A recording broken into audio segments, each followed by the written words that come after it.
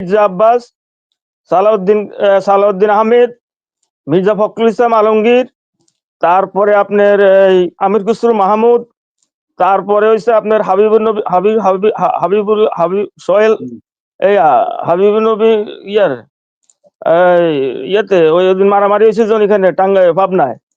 তারপরে এই এরা কয়েকজন এই ভাইরাস গুলা খালেদা জিয়াকে ক্রমান্বয়ে হাসিনার লগে যুক্তি করে এই ভাইরাস গুলা কয়েকটা ভাইরাস আছে এটার মধ্যে। এই প্রথম সারির সম্পূর্ণ ভাইরাস গুলা আজকে তিলে তিলে খালেদা জিয়াকে এই পর্যায়ে আনে।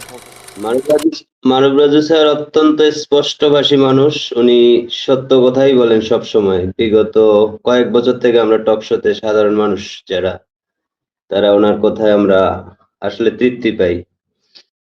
উনি বলছেন যে বিএনপি চেয়ারপারসনের বাসার সামনে যখন বালু ট্রাক ছিল, তখন কিন্তু নেতাকর্মীরা যদি লক্ষ নেতাকর্মী আসতো, কিন্তু আমাদের বেগম জিয়া, আমাদের দেশনেত্রী আজকে এই পরিণতি হইতো না।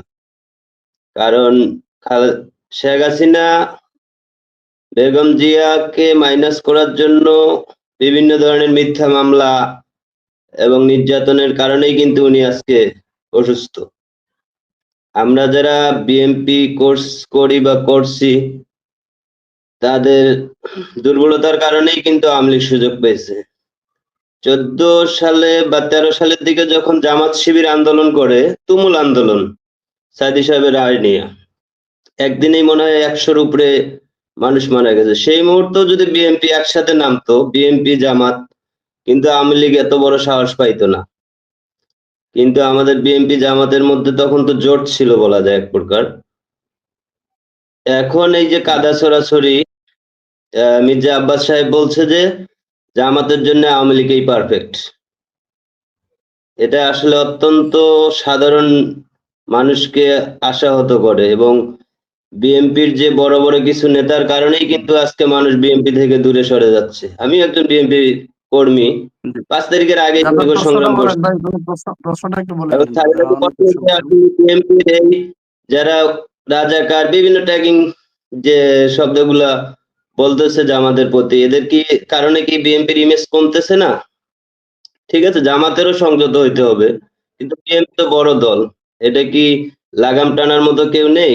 ফজলুর রহমান, তারপর আরেকজন উপদেষ্টা আমাদের হারুন সাহেব, এরা এবং মির্জা আব্বাস সাহেব, এতে কিন্তু বিএনপির জনপ্রিয়তা কমতেছে কিনা একটু স্যার বললে একটু আসলে ভালো হয়। আসসালামু আলাইকুম। আসসালামু আলাইকুম, যুক্ত করার জন্য ধন্যবাদ। শুনতে পাচ্ছেন? জি, শুনতে পাচ্ছি, বলুন। আমার প্রশ্ন রাজু স্যারের কাছে, যে বিএনপিতে কয়েকদিন আগে যোগ দিয়েছে যে রেজাকি বিয়া সাহেব, আমার আমি দেখছি উনি কয়েকটা দল পাল্টাইছে, এই পর্যন্ত মনে হয় 4-5টা। যোগদানের 15 দিন পরে উনি নমিনেশন পেয়ে গেল। এই যে নমিনেশন দিয়ে দিল, আর যারা জেল জুলুম খাটছে অনেক, এই যে গণতন্ত্রের জন্য যুদ্ধ করছে, আওয়ামী লীগের বিরুদ্ধে কথা বলছে, তাদেরকে না দিয়ে এরকম একটা লোককে নমিনেশন দিয়ে দিল। একটা প্রশ্ন। একটা প্রশ্ন হচ্ছে যে পুলিশের আইজি, যে উনি বিডিআর হত্যাকাণ্ডের সাথে জড়িত ছিলেন, তো যারা ওনাকে নিয়োগ দিছে, ওনারা কি দেখে নাই যে উনি এরকম লোক ছিল? ওনারা কি জ্ঞানহীন ছিল কি না? আমার এই প্রশ্নের উত্তর দেবেন। ধন্যবাদ। আসসালামু আলাইকুম। ধন্যবাদ। ধন্যবাদ এনাম ভাই এবং ক্যাপ্টেন মারুফ রাজু স্যার, আসসালামু আলাইকুম। যে কোনো দলের রাজধানীতে যেসব নেতা থাকে তারা গুরুত্বপূর্ণ ভূমিকা পালন করে। এবার কেয়ার হাসপাতালের সামনে বা চতুর্দিকে তারা এখন ঘুরেফেরা করতেছে, এইসব নেতারা যদি তখন বালু ট্রাকের যদি সরানোর জন্য যেত, যদি খালেদা জিয়া যখনকে মিছিল করে জেলে দিয়ে আসছিল, যদি জেল গেটের সামনে এরা অবস্থান ধর্মন করতো, তাহলে হয়তো ইতিহাস অন্যভাবে লেখা হতো। কিন্তু এত নেতা কর্মী হত্যা করা হলো, এত মামলা মোকদ্দমা হলো, এই মির্জা আব্বাস সাহেবের নামে কয়টা মামলা হয়েছে, উনি কতবার জেলে গিয়েছেন? আসল বিষয় হচ্ছে তারেক রহমান হচ্ছে জিয়া রহমানের ছেলে, যিনি দেশের স্বাধীনতা ঘোষণা করেছেন, দেশের রাজনীতিতে গুরুত্বপূর্ণ ভূমিকা পালন করেছেন। তিনি খালেদা জিয়ার সন্তান, যিনি বাংলাদেশের প্রথম মহিলা প্রধানমন্ত্রী।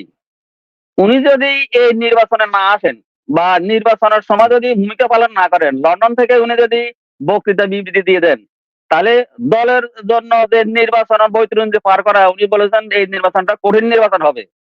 এখন খালেদা জিয়া যদি না থাকে, তারেক রহমান যদি না থাকে, এটা কি মাইনাস টু ফর্মুলার কোনো অংশ কিনা? এখন উনি যদি এই নির্বাচনে অংশগ্রহণ করতে না পারেন, তিনি তো এখানে ভোটারই হন নাই, তাহলে বিএনপি যদি নির্বাচনে দিতে, তাহলে উনি প্রধানমন্ত্রী হবেন কিভাবে?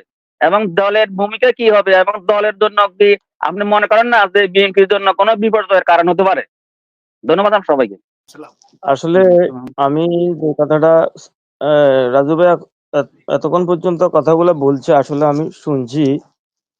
এটা এই বিএনপির বড় বড় নেতাগুলা এখনকার ভাইরাস না, এই ভাইরাসটা শুরু হয়েছে 13 সাল থেকে, যখন খালেদা জিয়া ডাক দিছে এদেরকে আপনার ওই যুদ্ধ অপরাধীর রায়কে কেন্দ্র করে, যে শাপলা চত্বরে যাবার জন্য শাপলা চত্বরকে স্বাগতম জানাইছে, ওইখানে একাত্মতা পোষণ করছে, তখন থেকে এই ভাইরাস গুলা খালেদা জিয়াকে ক্রমান্বয়ে হাসিনার লগে যুক্তি করে এই ভাইরাস গুলা, কয়েকটা ভাইরাস আছে এটার মধ্যে, এই প্রথম সারির সম্পূর্ণ ভাইরাস গুলা আজকে তিলে তিলে খালেদা জিয়াকে এই পর্যায়ে আনি পৌঁছাইছে।